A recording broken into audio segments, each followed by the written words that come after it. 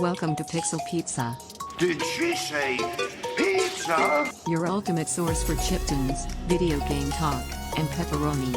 Delivered to you from Los Angeles and into the digital cyberspace of the 2020s. Pizza power! That's right, when super giant pizza. I want a large, thick crust with double cheese, ham, pepperoni.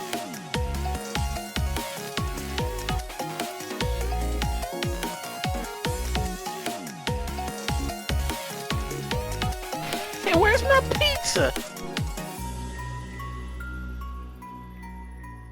Pizza time. Greetings and welcome back to Pixel Pizza. As you may hear in the sound of my voice, that cold that I mentioned a little while ago came back. And guess what? It's not totally a cold. It is the C word.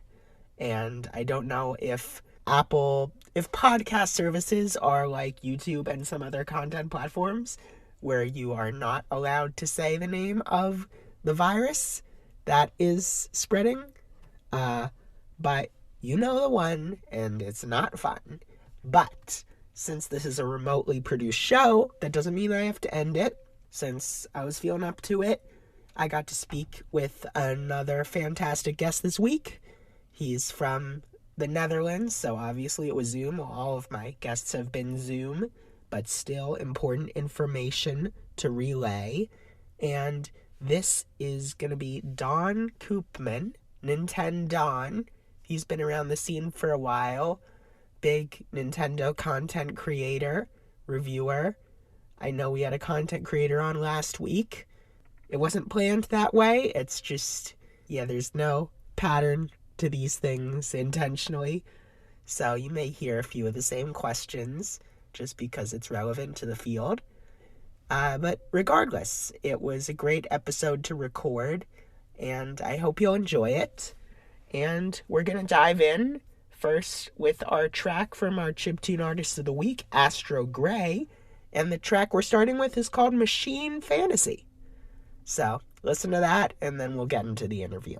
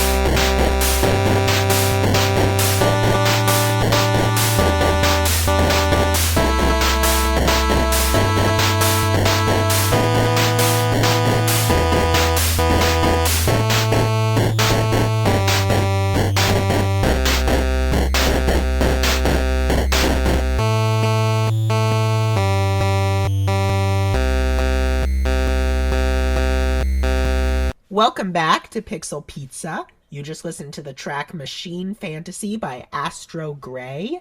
And now we are diving into our interview segment for the show. I am very excited to have this guest. He is a veteran of the industry. You may know him from his work on Nintendo World Report, his video first looks on YouTube that he's been doing for years, and even being at Nintendo of Europe itself. So this is Daan Koopman, aka Nintendaan. How you doing, Daan? I'm doing good. How about yourself? I'm hanging in there. Yeah, we spoke before we started that you can still hear it in your voice, right? It kind of when you get sick, it kind of sinks into your voice a little bit, and that's the most annoying Exactly. part. That's Yeah. it's like diving down in there. That's what I've found. But Mm, this'll make my day. So good, very good. No, not to worry. okay, so I like to start my episodes by asking, at one point in your life, did you know you wanted to work in games? Um, not right away. I will instantly admit that. I think so. I started to like do stuff with games when I was 16 years old. I started to write on websites. Um, and at the time, I mostly did it as a pure hobby thing because I liked writing, I liked playing video games. Those two combined seemed like a good fit. Um, but ultimately, I had a proper education, kind of hated it, and then started to dive more deeply into writing about games for a number of years. And it resulted in different opportunities like doing QA for games, um, helping others to understand what game making is all about, and having different kinds of experiences. So ultimately, I would say I did it out of a hobby, but it slowly turned into a necessity for my needs for that immediate future. That's awesome. You said you had like different experiences. Were there any like that really stood out to you as super memorable? I think there are like two really important ones that kind of shaped me the way I am. The first one was so obviously I have a good relationship with the people who make the Bitrip games. They were previously Gaijin Games and now Choice Provisions. Oh yeah. Uh, when they were working on one or two, they gave me a full build of the game and just told me, "Hey, what do you think of this?" And ultimately, what ended up happening is that I ended up testing all 300 levels in Runner 2, Wow. and that I got my name in those credits of those every single version of the game, which is kind of hilarious when you think it was on PlayStation 3, PlayStation 4, PlayStation Vita, Wii U. Hopefully, there will be a Switch version at some point, but I think Cubic Games is still working on that. I was also It was also an Xbox 360, basically everything, and I just credited under Charles Martinet, which That's crazy. yeah, that was the weird like epiphany moment for me. It's like I could do more than writing if I really wanted to. Um, and that's from there where I realized that my role could change in the future. Um, and like the second part of that two-parter was really when I got involved with. It was very unintentional, but it was already the things that I was doing back in the day. How I got enrolled in basically promoting the original SteamWorld Dig. Oh yeah. That Um, was a fun one. yeah, because I don't know if people fully understand the story, and I try to explain it fully. Those people, Image and Form, are now part of Thunderful, which a company they created ultimately. They were basically at the end of their ropes and massively in debt. They didn't have Oh the money shit. to continue making that game. So they had to ship it and put it forward. So they basically let go of all their staff just before the game released. And that's Wow. not an American way where you just let everything go and that's it. They just let temporarily people go until they have money again to continue again. So I was talking to Brian of Image and Form basically from his room up in his house, and he had no inclination of what would happen next. And he was so desperate. Like 2 weeks before the game came out, he tried to add like um every single creator and every single outlet to actually acknowledge their game. And that's Mhm. how I first got in contact with him and saying from, look, this is not the way you should promote this. Let us have a sit down interview, and I will give you my thoughts on the game as honestly as possible. And ultimately, because I was the first review out there, and ultimately what I did was a chain reaction where other outlets started to notice from, hey, we should probably review this game. Huh. Um, and I know that Brian has mentioned me in like GDC talks, what have you. Wow. Um, but like it's weird how the trajectory could have changed if I somehow, in a weird way, didn't intervene. Because if you look now at what Thunderful has become, it's become such a big company in a few years that it now exists. Um, and it has really impacted me in a way that I cannot really describe anything else. Yeah, I can imagine you were really like one of the linchpins to getting them there. Yeah, that's honestly where it comes down to, right? Like it felt weird at the time where I put maybe too much eggs into one basket. Um, but for them, it was basically me taking a gamble on them and believing on their word that it was a good game. That's great. Yeah, and it was, and people realized, and it got the sequel and the spin-off, and it's been thriving. Yeah, once again, it's a weird situation where you don't really have ultimately control over the final pieces, but it's that first piece that you put there, and they take it and have to take it somehow, somewhere, somehow. And that was the craziest thing to really see, where they took that first piece and then built an entire castle. Yeah, it's pretty incredible. Yeah. So this is a question I've asked on the show before, but I think it is relevant. And that is when you are reviewing a game, what are the Mm. first things you kind of immediately look for? I'm the weird 1%. I will instantly admit that. I will firstly always go to the options. Huh. I don't start the game. I go to the options just to see um how they handle like subtitles, how if you can change the audio a little bit, if you can tweak it to your way, or if there are like specific gameplay sliders that you have to keep in mind.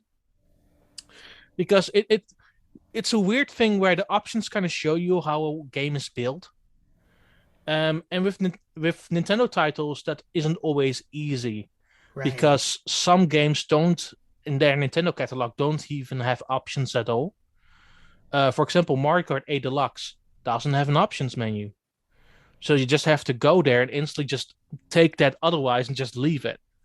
But it's weird, right? Like I like to delve into those aspects of a game first, so I know how it's built up from the ground, and then move into like what the gameplay side and story side of it is. Uh-huh. Like at least have an inclination of how something is built and how what kind of player base to keep in mind for this kind of game. Like Mario Kart is a very general audience, so I think that options could also overwhelm them a little bit. Yeah, keep it Uh, simple. yeah, but there is also like an other argument to be made where having options somewhere available where you can tweak things to your liking is always beneficial to a certain type of player.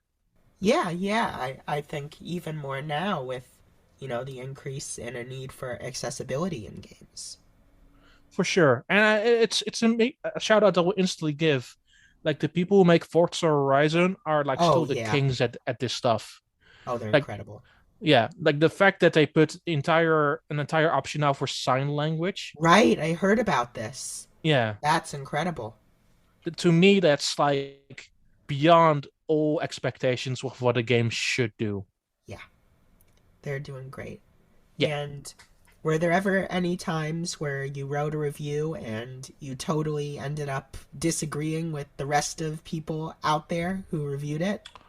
Multiple times. Multiple times. Like I am a weird enigma in that I always look what a game is then instead of what it isn't. Mm. So I was one of the few people who honestly gave like Mario and Sonic Tokyo 2020 a good review because I was like, this is fun. I enjoyed playing with people. I'm having people fun in my household and also playing it online because the way the online setup is really solid. But people were like, these are just a bunch of mini games and it has a bad story mode or what have you. And I'm like, it's not really being meant that way. It's more meant as a party game first and foremost. Right, that's And I how they've like, always been. yeah. But there were some good ones and bad ones. Like I think Sochi 2014 was not that good, and I think Rio was kind of underwhelming. Mm. But I thought that Tokyo 2020 was actually really well made. Um, but I was pretty much in a minority of that game, like pretty much. Huh, that's interesting. Yeah. So another thing in your career is that you've been to a lot of like around the world E3s, press conferences, Gamescom, hmm different things. Do you have any memorable moments, especially now that that's sort of less frequent? Well, it's also because I'm kind of in a different direction now, right? But um, I think like the most memorable thing that I've ever done when it comes to press conferences or E3s or Gamescoms. There are a number of things. I would say that it wasn't particularly English, but I also interviewed like the people who made Xenoblade Chronicles X back in the day. Oh wow. Um, and I got to be at a round table when Animal Crossing New Leaf was new. And then um, the composer phoned in through Wii U chat to give us a little concert on his guitar. Wow. Uh, I didn't know people use that ever. yeah, they did. Nintendo people actually did. Um, but it's stuff like that. But it was also like always like a very interesting stuff during Gamescoms or E3s because in essential, Gamescom and E3 are very different. E3 is a lot more focused on announcing games and not much pretty much showing them. Well, Gamescom is very much focused on showing games that Mm. are like 3 to 6 months out. So you get a more immediate idea at Gamescom what games are out there and what is coming. For example, um, if something is announced at E3, like say at Square Enix, they announced for the first time that they would remake Final Fantasy VIII Yeah. and that it would come to all platforms or a remake remaster. Yeah. Um, it was playable at Gamescom at Nintendo's E3 a Gamescom booth.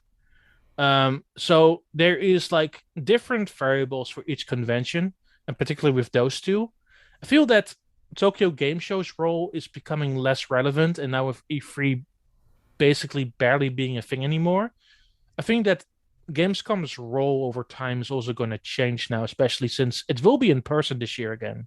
Oh, that's exciting. Yeah, so I think there's a lot of stuff coming now post COVID that we don't immediately know. But I think honestly that's a good thing. Like I think it's good that things change over time.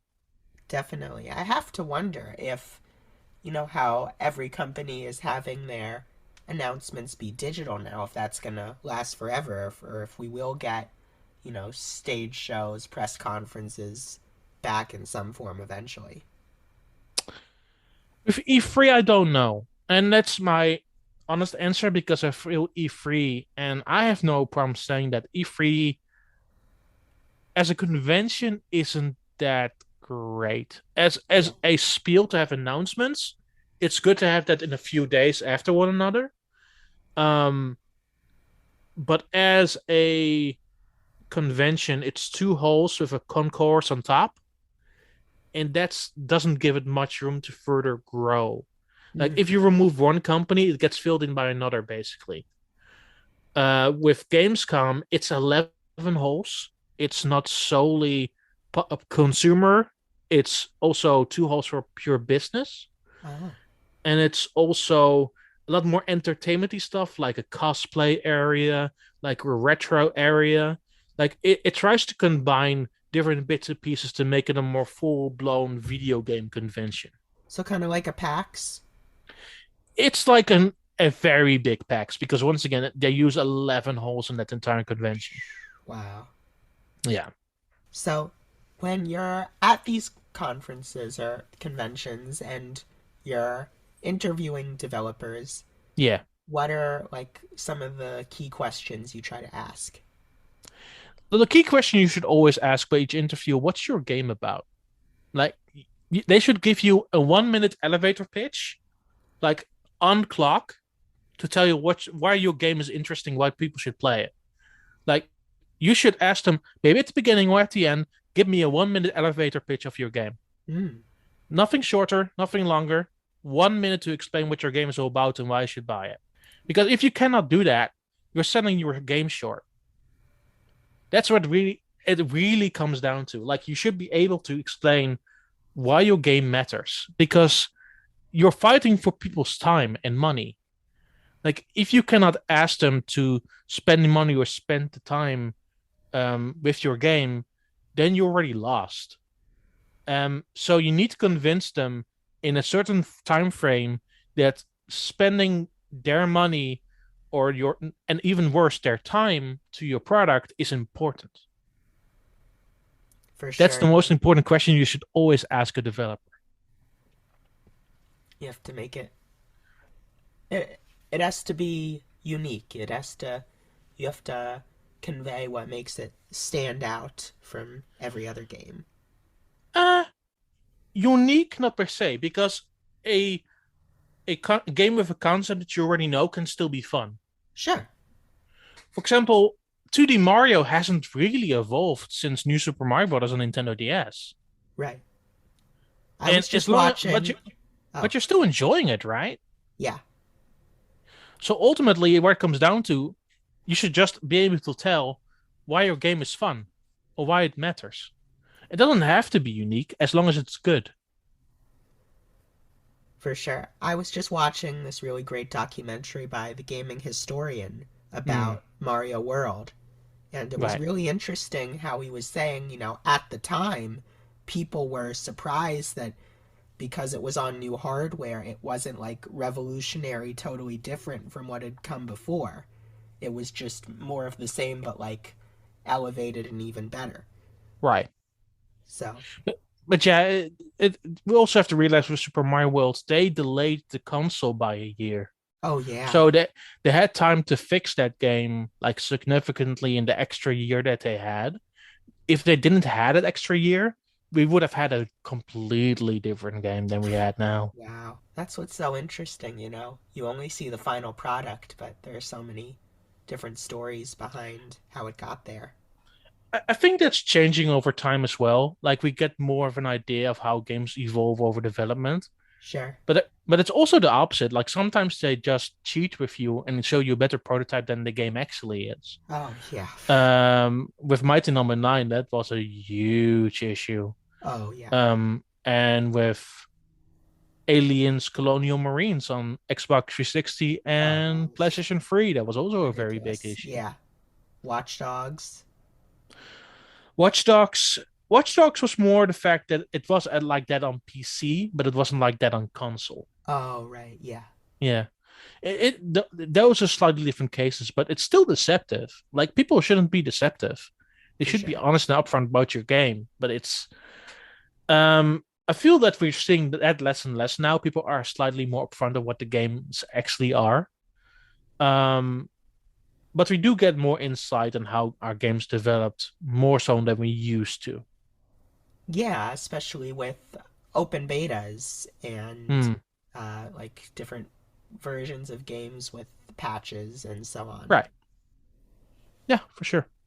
When you're writing up a review or an article about a game, how do you make your sort of writing style stand out? That is a difficult question to answer because basically what it comes down to with writing is that you should stick to your guns.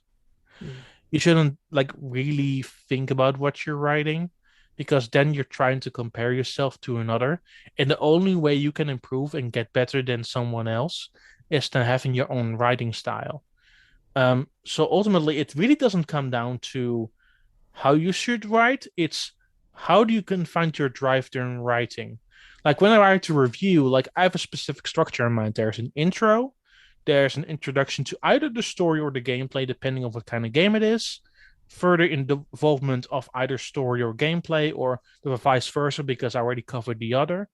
I always put presentation and music just before the end, and then the overall conclusion and where I land on the game. Okay, so I guess going into more of your content creation besides your writing, you were really sort of one of the first people I can recall on YouTube doing like thorough looks at different games, not necessarily like let's plays where it was more just people talking about the games, more like showing new games for what they are with your first look series. How do you come across games that you end up featuring there? Ultimately, and it just needs for me, it's just being interested in the game. That's really where it comes down to. With most of those first looks, I had to buy the games myself. There were times where I got the game, obviously, but the majority it was buying it because I wanted to play it. And I play a lot of games. Like I love playing games. That's how I spend my time. But ultimately, it costs a lot of money to make those videos. So that's why I kind of stopped doing them. I kind of want to get back into it, honestly. But it's also like a really expensive endeavor to keep like posting about new games, especially if you look at Switch, where in any given week there are like 26 games coming out. Oh yeah, it's huge. So right now it's hard to keep up or know where to start. So that's why I kind of stopped doing them, and obviously also because I started working at Nintendo and doing other things. But there is a time where I want to get back into it and maybe start making that kind of content again. But for now, I just like to play games on my own time and explore them a little bit. And constantly knowing you have to make content for them is really stressful.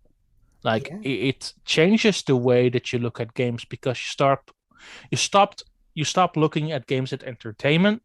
You start looking at games as content, which is honestly a very slippery slope, because it means that you don't play the games because you want to. You are playing the games because you have to. And that's where sort of the line is blurred for me, because you need to keep enjoying games first and foremost. When you start losing your passion for games, that's where it becomes just a really weird thing where you don't know what is up and down anymore. And you should realize that it's maybe best to go do something else. And to keep that passion, I feel like getting away from that was like, at least for the time being, was a good idea, because I stopped seeing games as throwaway, which I honestly don't want to do. You are not a content machine forever. Like when it was 3DS and Wii U, it was very easily doable because there weren't that many games out per week. But with Switch now, if I would do like say 10 games a week, would I play them? I don't think so. Yeah, I'm sure it's a grind. It's easy for it to get into work, and that's an interesting thing to think up, especially for anyone who's in any part of the industry. So now I think we're going to go to our musical break for the episode, and that is again by Astro Grey, our artist for the week, and the song is called System. So enjoy that, listeners. Daan, stay right there, and we will continue shortly.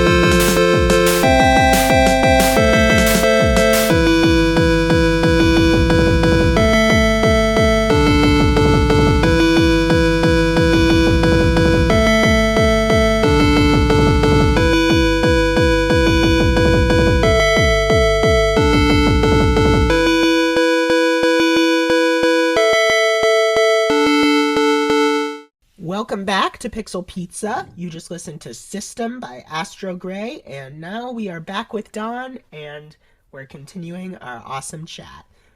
So, how have you seen the video content making landscape change over the years since you've been doing this? I started making videos. So I started my original YouTube channel back in 2006 because it got suspended in 2008, 2009.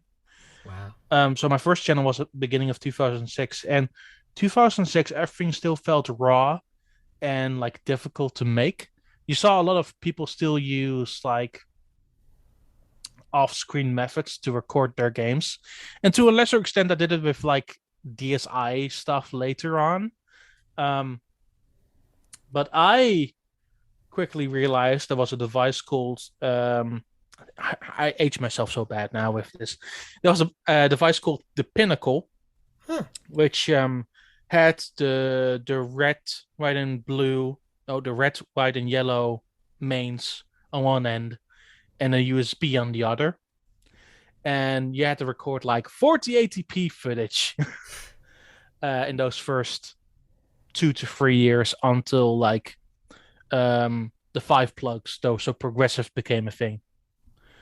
And those 3 years were, I mean, and they were not hard, but like computers like were quickly outdated, and you constantly had to upgrade them by year. Not as much as you have to do them now, but it was hard to keep up in those first number of years because the hardware became outdated fast, like insanely fast.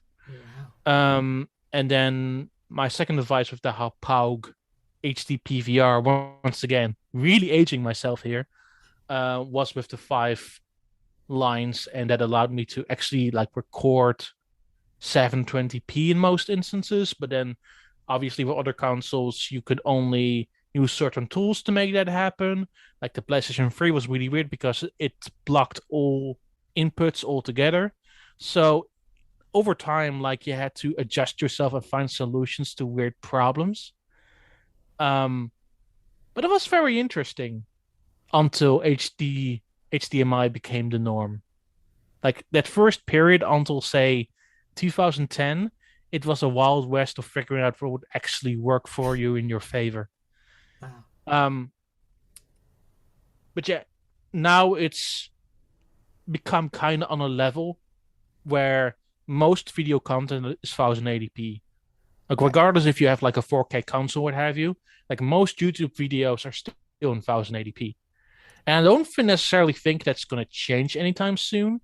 It's just that at the beginning was a lot of catching up to do, and some people kept evolving quicker. And now it feels like with any given device, regardless if you have a PC or a Mac, you're doing it on mobile or you're doing it on a console, you're doing it on whatever hardware you prefer, or like playing with for the cloud or for regular means. I think there is a much more regular play level where everyone can compete in making content on YouTube. Has that made it more challenging or more interesting or both? I think it's easier. I think for the people regular view on YouTube, it's better because it means that at any given moment you can find the stuff that you need for a particular game that you're playing. Where back in the day, especially when games were new, you still had that factor of not knowing what is actually going on, and nobody really knew. So in some ways, it's worse for spoiler-related content. Oh, yeah. But if you are looking for playthroughs or stuck in a game, it's far easier to find your solution out of a hard place. Definitely, yeah. Oh my god, I got YouTube spoiled the new Doctor Strange for me multiple times with recommended. I was Yeah. so pissed, but Yep. that's another thing. Yep. So, in addition to that, for a little while, you've had your own podcast, the eShop Action Committee. Yeah. When you were working on that, what was like your process? It's making a list of the games that came out that previous month, seeing who wanted to lead them in, and then talking about it for like an hour to an hour and a half. That's basically where it comes down to. It wasn't all that hard to begin with. But it required a lot of like removing of gaps, figuring out what we would do next, maybe putting some music in the middle. But the actual process wasn't all that difficult. It's basically what did we play last month? What is interesting to talk about, and what should we potentially cut from the list? And that same list would just be uploaded together with the podcast itself. But we usually end up removing like 5 to 7 games because we don't. Initially, we thought we had something to say on it, and then decided from, you know what, it would just be a minute discussion, and we have nothing else to say. Let's just remove it from the list. Right. It's what you're gonna be the most passionate about that people are Yeah, gonna want to hear. positive or negative, but yeah, it can be both passionate. Yeah. I think the worst kind of game is something where you feel nothing. Like a game where you like actively hate it is more valuable than a game where you just don't care at all. Yeah, I think the 4 to 6s are the worst to place when it comes to review scores because they're not ultimately very terrible. They're just extremely bland and not very interesting. Right. There's more of a sense of like recently my biggest disappointment with the game Mm-hmm. was Deadly Premonition 2. And I Oh felt boy. like I loved the original game and I was so Yeah. excited for the sequel.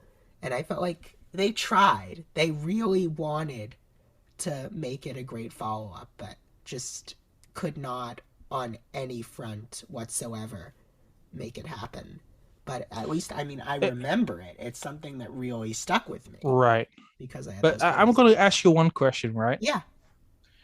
Um, in your mind, what would have made Deadly Premonition 2 better for you? Um, I think definitely improved performance. I'm usually not a person who cares about frame rate, but that Mm-hmm. game felt like it was like fighting the system with all its might and everything Mm-hmm. was super sluggish. Right. I think I felt the combat was a little unwieldy.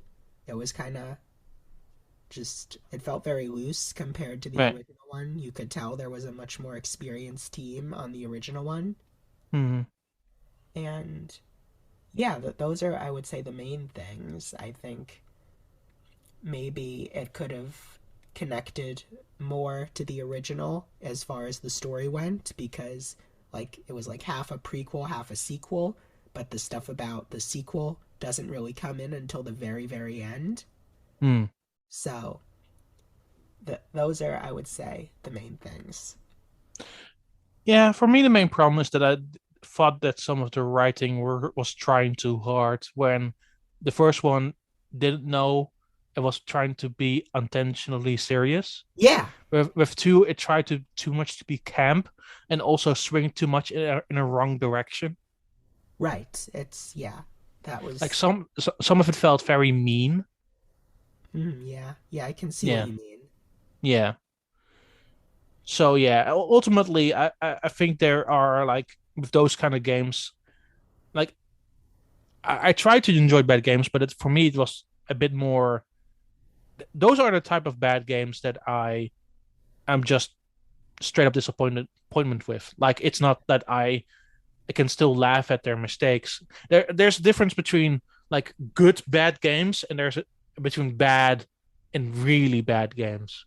Right. Like there are games that you can still enjoy that are bad, and it's okay to enjoy them, but you acknowledge that there are weird quirks with them. But with games like that, it feels like it's just swings way too far to left or right and tries to fling their arms around. And I think with that, with Deadly Premonition 2, it was those kind of scenarios where it didn't really know where it was going and didn't really know what it wanted to be. Absolutely. I felt that for sure. Mm-hmm. So, another aspect of content that you've been doing is your streaming. Yeah. How have you found streaming to be as far as, building an audience, interacting? It's totally a different ball game compared to a bunch of the other. Yeah, I honestly enjoy streaming a lot. It's far more interactive than anything I've done. I also feel more so weird thing about me. I don't really like speaking in public. Like I can speak very openly when I do stuff like this, Mm. but when I have to do it scripted, for some reason it's not really working for me, and I feel kind of awkward about it. Like I feel too much that I'm reading from a script, and I kind of really sense it in a way. But when I am like streaming or podcasting, like I feel I can be a bit more myself and a bit more open, and I enjoy that overall, like just so much more. It's fun to interact with an audience, and you get pulled into weird jokes, or you all play games together, and they Mm. see you play you game, and they ended up picking up as well, and you start playing it together.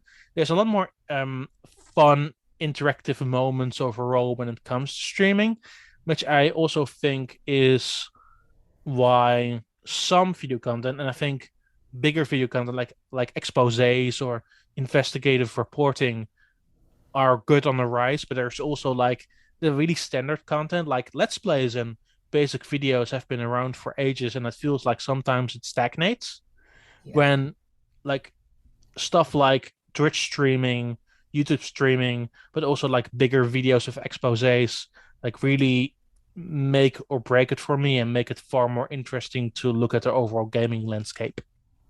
Yeah, it's definitely streaming makes it so much easier to see the gaming landscape where people are falling on specific games, not just the Yeah. critics, but general audiences.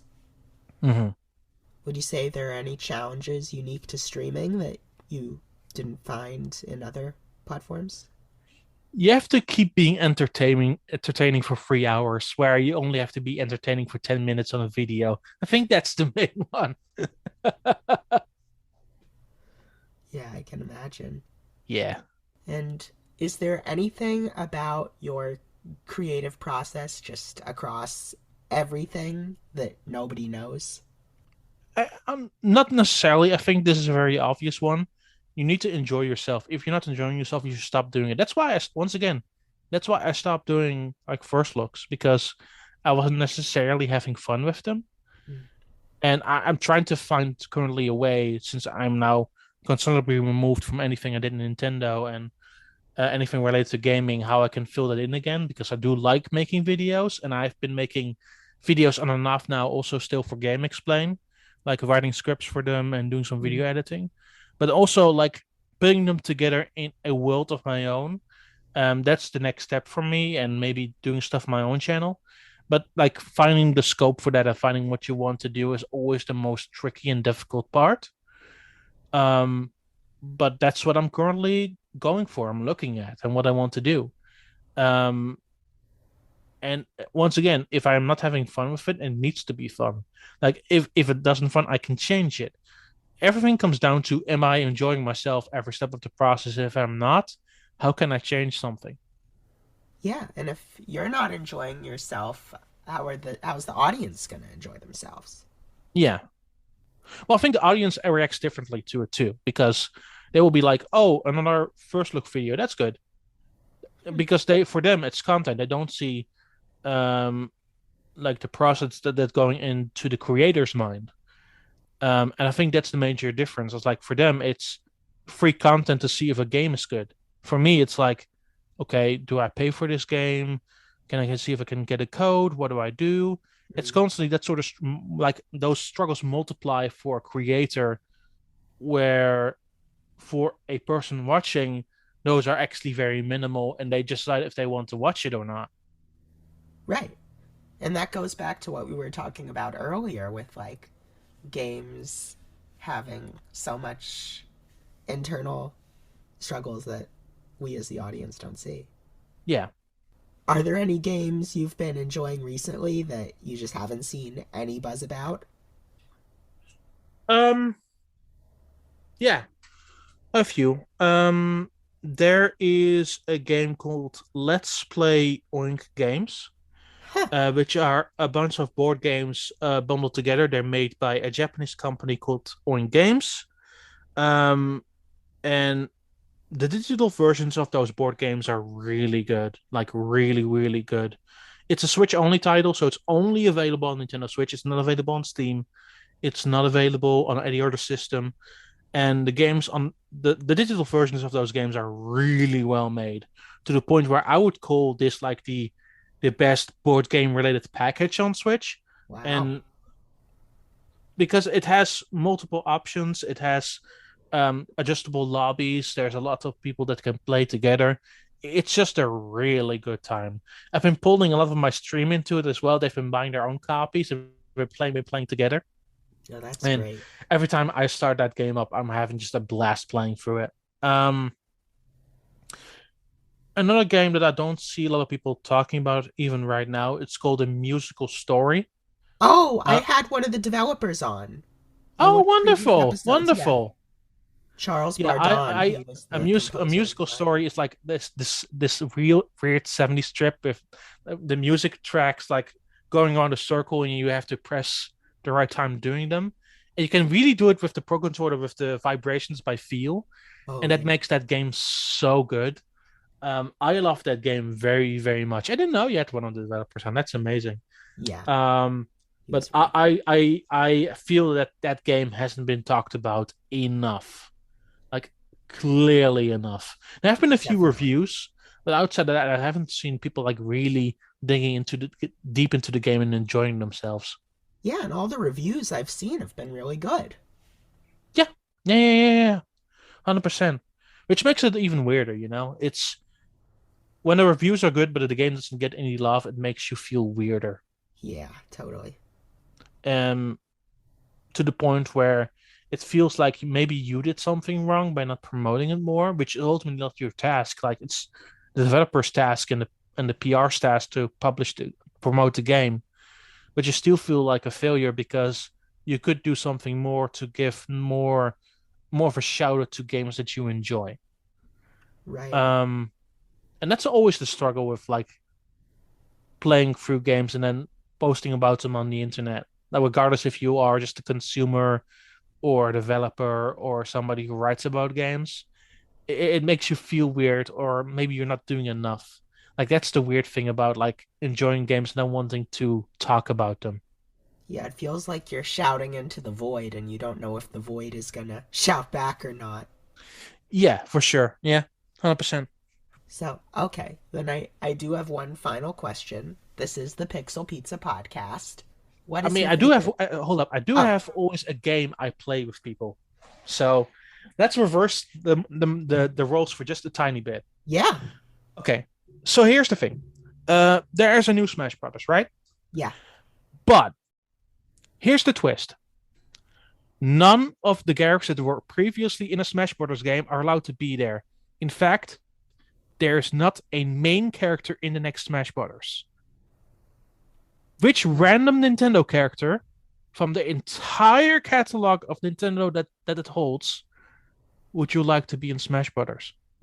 Oh my God! Wow, that is an interesting question. So, are the spirits count? Oh Or is yeah, it just absolutely. Just playable not characters? main characters that were in Smash Brothers. Okay. Characters. I think it's time for Ultra Hand to make a comeback.